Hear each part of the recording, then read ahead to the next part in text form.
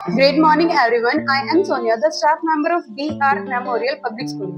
Today, I am going to tell you presentation skills for exams. Exams चल रहे हैं और बच्चों के माइंड पर प्रेशर रहता ही है कि हमें अपना एग्जाम बहुत अच्छे से लिखना है। तो उसकी कुछ टिप्स हैं। आपको अपना एग्जाम कैसे लिखना है? Your hand writing should be clean. आप जो भी पेपर लिखो उसमें आपकी राइटिंग साफ होनी चाहिए, क्लीन होनी चाहिए। जो हमारे पास लॉन्ग क्वेश्चंस होते हैं, लाइक आपने देखा होगा बिजनेस स्टडीज, इकोनॉमिक्स, अकाउंट्स, इनमें कुछ लॉन्ग क्वेश्चंस आते हैं 6 मार्क्स के। शेयर्स में से थ्योरी का क्वेश्चन बन सकता है और थ्योरी ऑफ डिमांड इकोनॉमिक्स में जो लॉन्ग क्वेश्चन है बनता है, ये लॉन्ग क्वेश्चन होता है। हमारे पास क्वेश्चन आता है what is law of demand, explain it's assumptions. Like ये एक लॉन्ग क्वेश्चन आपके पास 5 या 6 मार्क्स में आता है, तो आप इसे अटेम्प्ट कैसे करेंगे? आपको कोई भी लॉन्ग क्वेश्चन अटेम्प्ट करने के लिए सबसे पहले इंट्रोडक्शन लिखना होगा। हमारे पास क्वेश्चन है what is law of demand, तो लॉ ऑफ डिमांड में किसी भी क्वेश्चन को स्टार्ट करने से पहले इंट्रोडक्शन लिखा जाता है। Look here, this is introduction to demand.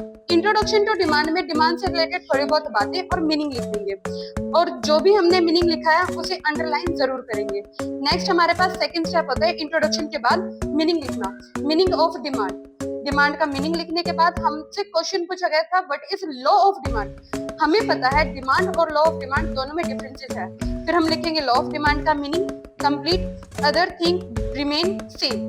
ये लाइन हमारे पास चारों वर्ड्स इस क्वेश्चन में बहुत इंपॉर्टेंट है, इसलिए हमने इन्हें अंडरलाइन कर दिया। देन हमारे पास डिमांड शेड्यूल, प्रॉपर डायग्राम्स बनाए जाएंगे। अगर इकोनॉमिक्स के क्वेश्चंस लॉन्ग क्वेश्चंस आते हैं आपके पास, उसमें टेबल्स और डायग्राम्स दोनों हैं, तो टेबल्स और डायग्राम्स दोनों को ही प्रॉपर एक्सप्लेन किया जाना चाहिए। हमने ऊपर 2 टेबल्स बनाई है और उसकी थोड़ी सी एक्सप्लेनेशन लिखी गई है। ऐसे ही हमारे पास लॉन्ग क्वेश्चन में डायग्राम है, तो डायग्राम की भी एक्सप्लेनेशन होनी चाहिए। Like OX represent output and OY represent price. हमने फिर से डायग्राम बनाया तो उसकी भी प्रेजेंटेशन लिखी है। अजम्पशन, कोई भी लॉन्ग क्वेश्चन अगर आपको एंड करना है तो उसका कंक्लूजन मस्ट है। इस तरह से लॉन्ग क्वेश्चन को प्रेफर किया जाता है। Means first one is introduction, then meaning, then points, उनका डायग्राम कि हमने कौन कौन से पॉइंट्स लर्न करे हैं, एक्सप्लेनेशन और एंड में कंक्लूजन। इसी तरह से अगर हमारे पास बिजनेस स्टडीज के क्वेश्चंस है like what is planning, explain its features, merit and demerit, तो उसमें भी हम प्रॉपर्ली इंट्रोडक्शन लिखेंगे, मीनिंग लिखेंगे। मीनिंग लिखने के बाद यदि आपको कोई डेफिनेशन उसकी लर्न है तो वो डेफिनेशन लिखोगे और डेफिनेशन को एक्सप्लेन करने के बाद आपके पास लाइक एडवांटेज और डिसएडवांटेज है, तो प्रॉपर्ली एडवांटेज और डिसएडवांटेज के डायग्राम्स बनाओगे। डायग्राम्स अगर एग्जाम में होंगे तो इससे एग्जामिनर पर एक पॉजिटिव इम्पैक्ट पड़ता है। अपने डायग्राम्स में लाइक आपको जितने भी पॉइंट आते हैं, मेरिट के आपको 7 पॉइंट आता है तो 7 के 7 पॉइंट्स लिख दो। एक्सप्लेन भले आप 4 या 5 कर रहे हो, पर इससे ये हुआ एग्जामिनर को पता लग जाएगा कि आपको एडवांटेज या डीमेरिट उनके पूरे पॉइंट्स लर्न है। पूरा इफेक्टिव तरीके से आपको वो लिखना है। और एंड में कोई भी लॉन्ग क्वेश्चन लिख रहे हो, कंक्लूजन मस्ट है। कंक्लूजन लॉन्ग क्वेश्चन में देना बहुत ज्यादा जरूरी है। सेकंड थिंग, आपकी राइटिंग तो क्लीन है, लेकिन बच्चे जो होते हैं वो कहीं ना कहीं क्वेश्चन नंबर लिखने में मिस्टेक कर जाते हैं। जो क्वेश्चन नंबर आपको दिया गया है वो क्वेश्चन नंबर लिखना है। लॉन्ग क्वेश्चंस में ऑप्शन आता है डू एनीवन, और में ऑप्शन आता है एक क्वेश्चन ऊपर होता है एक क्वेश्चन नीचे होता है, दोनों में से आपको कोई एक क्वेश्चन करना है। एग्जामिनर को कैसे पता लगेगा कि आप कौन सा क्वेश्चन अटेम्प्ट कर रहे हो? इसलिए आप जोन सा भी क्वेश्चन लिख रहे हो और में वो क्वेश्चन आपको मेंशन करना होगा।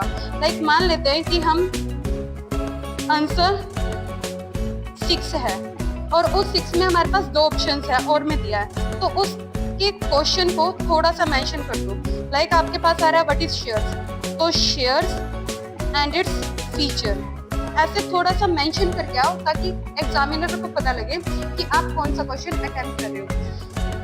Third thing is that time management. आपको एग्जाम करने के लिए 3 आवर्स ही मिलेंगे, आपको टाइम मैनेज करना होगा। कभी बच्चों की शिकायत ये रह जाती है हमारा पेपर रह गया, हम एक लॉन्ग क्वेश्चन सारा का सारा मिस हो गया। उसके लिए जरूरी है कि टाइम मैनेजमेंट हो। आप अपने एग्जामिनेशन हॉल में सिंपल वॉच, स्मार्ट वॉच नहीं सिंपल वॉच लेकर जाएं, टाइम को मैनेज करें। पहले से ही सोचकर चले कितने क्वेश्चन को कितना टाइम देना है और किस तरह से अपने एग्जाम को प्रिपेयर करना है। Time management is must. अगर आप टाइम मैनेजमेंट नहीं करोगे तो आपका पेपर मिस हो सकता है। ये कुछ सिंपल से पॉइंट से, writing must be clean, introduction और कंक्लूजन दोनों चीजें लॉन्ग क्वेश्चन में होना मस्ट है। तीसरा, जो भी आप लिख रहे हो प्रॉपर्ली नंबर, आंसर नंबर क्या है वो होना चाहिए। क्वेश्चन खत्म होने के बाद पेंसिल से एक लाइन क्लिक कर दो, फिर नेक्स्ट क्वेश्चन स्टार्ट करो, फिर वो क्वेश्चन खत्म होने के बाद पेंसिल से एक लाइन क्लिक कर दो। पेपर लाइक आपके पास ये पूरी शीट होगी। ये तो हमने नोटबुक ली हुई है, पर इस साइज में हमारे पास शीट होती है। तो मार्जिन के तौर पर पेंसिल से यहाँ पर आप लाइन लगाओगे। मार्जिन ज्यादा भी नहीं लेना, बिल्कुल कम भी नहीं, इतना मार्जिन इनफ रहेगा। यहाँ पर आपको प्रॉपर लाइन लगानी होगी। ये आपके कुछ बातें हैं जो आपको एग्जाम में ध्यान रखनी चाहिए। Thank you, have a nice day.